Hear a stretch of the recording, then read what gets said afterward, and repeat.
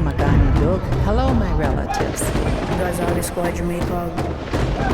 Begi Kenda Sawigomega. Leech Lake Tribal College.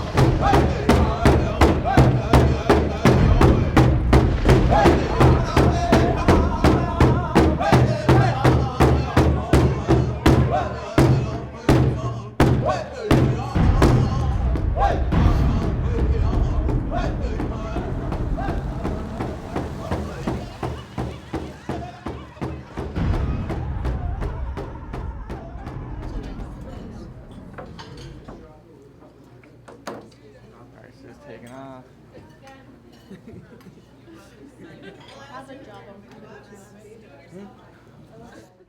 Today, Tami Liberty is here with us, and she's a very special woman in our community. She's been teaching at Bugonaygeshig for the last 10 years. She has her Bachelor of Science degree in elementary education. She's an Anishinaabe from the White Earth Nation. And she has been working with something called looping with grades 7 through 12 in the middle and high school at Bugonaygeshig. So this is something that we can learn from.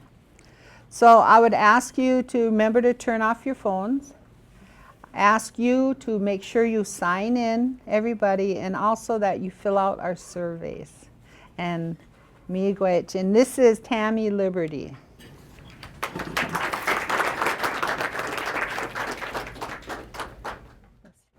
Miigwech, Nigana Kwe Indigenous Cause, Magazine Dodem, Kawa Bab Bikag, Dunjba, Nisho Medeo,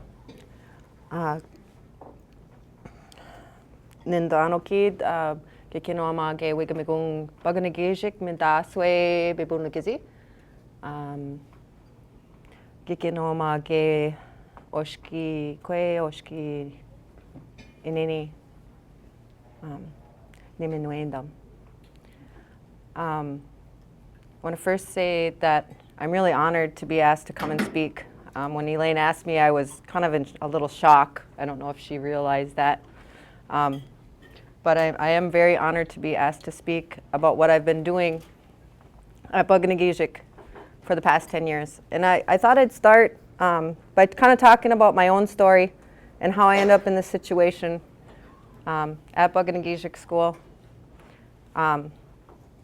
and how I got here to Leech Lake Tribal College today, I guess. My mother, if everybody doesn't know already, is Audrey Thayer. So I have a very strong female activist leadership in my background.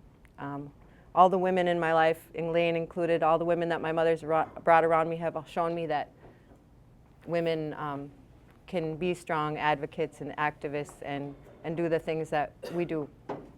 I was born in the beginning of the American Indian movement. My mom took me traveling around with her all over.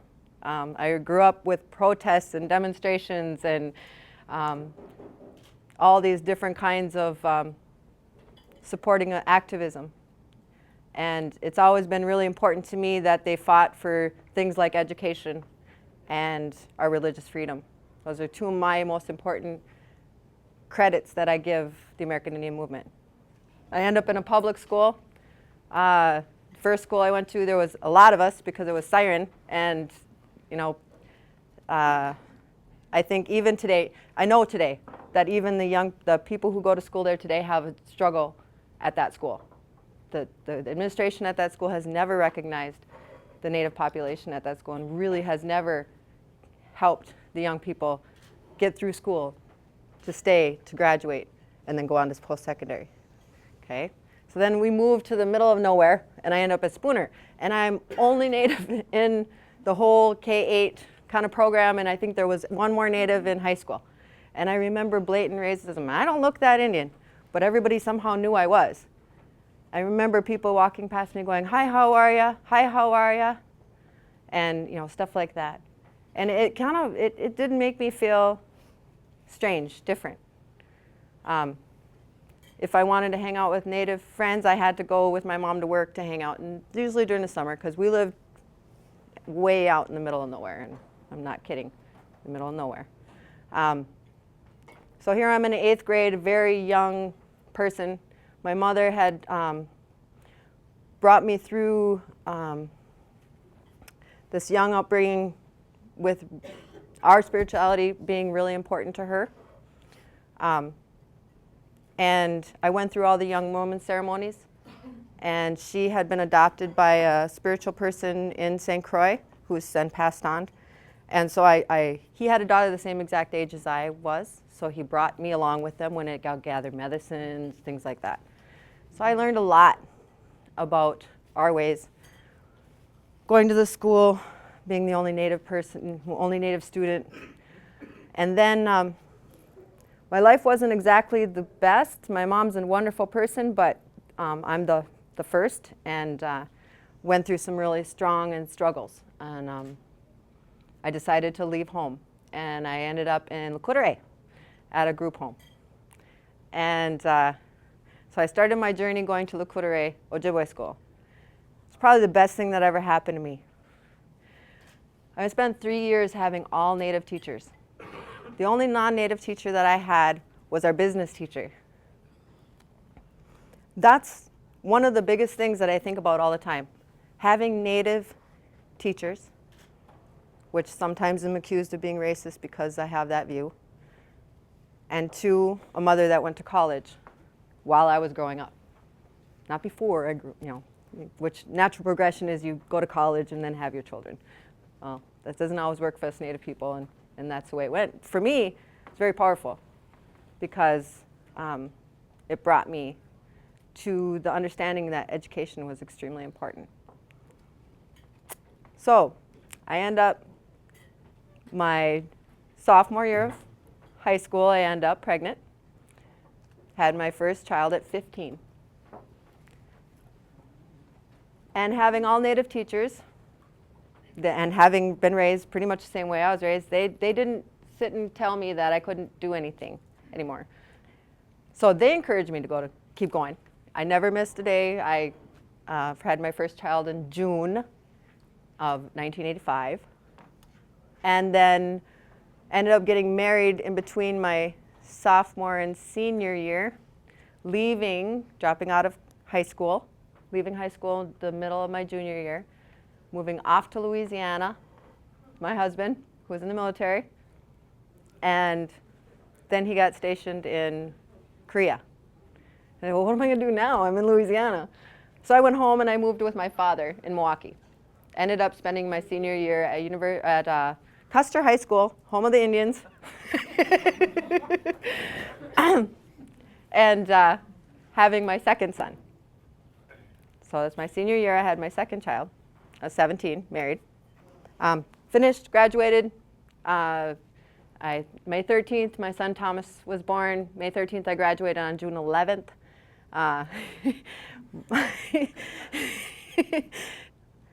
I survived, and then decided I was going to, my husband was coming back from Korea, and decided I was going to go be by him. Things changed.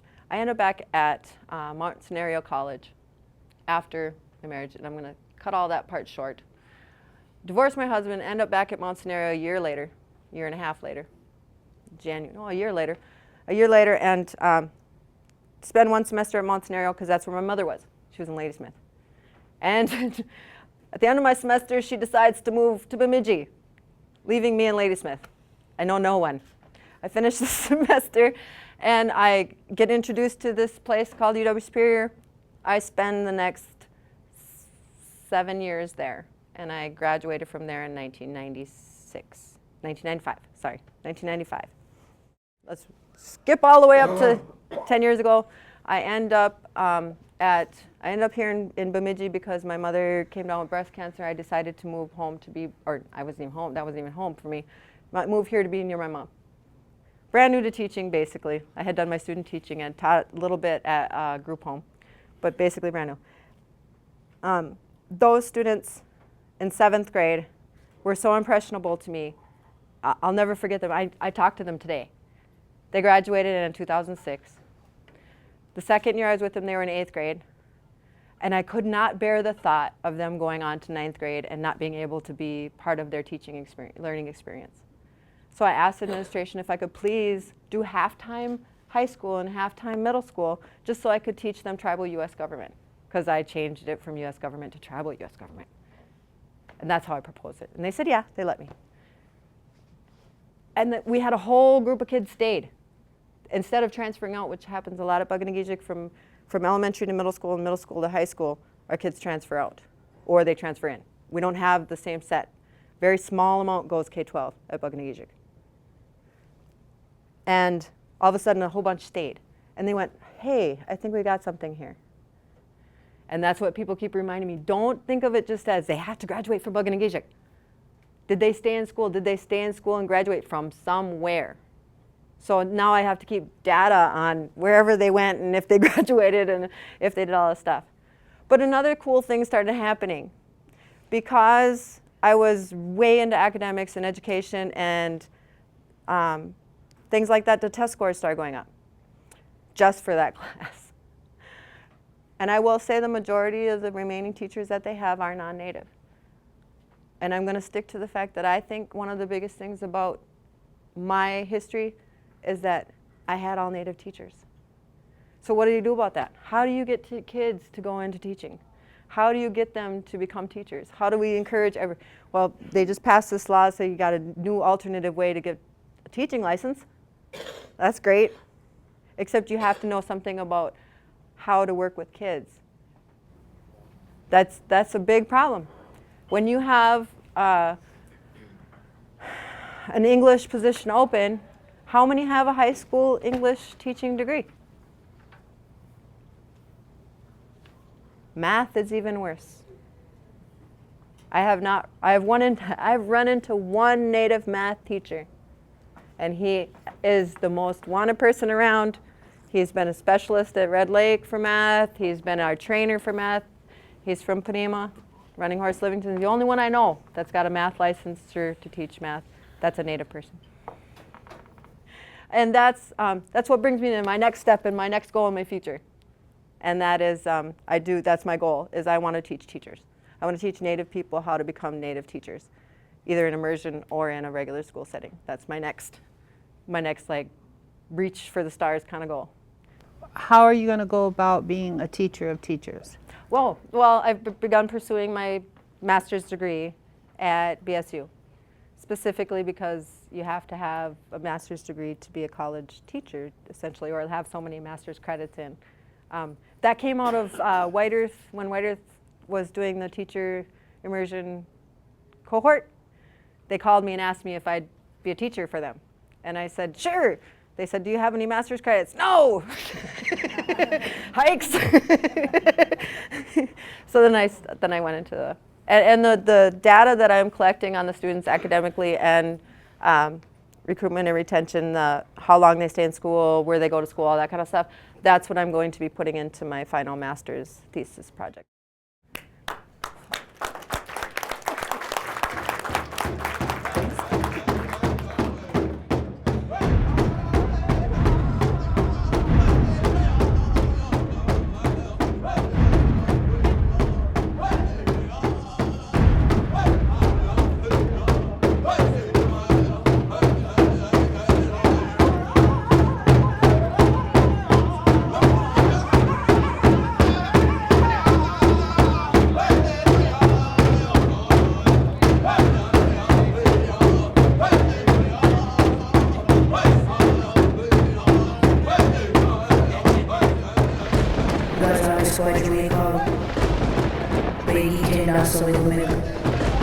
Leech Lake Tribal College provides quality higher education grounded in Anishinaabe values. Miigwech.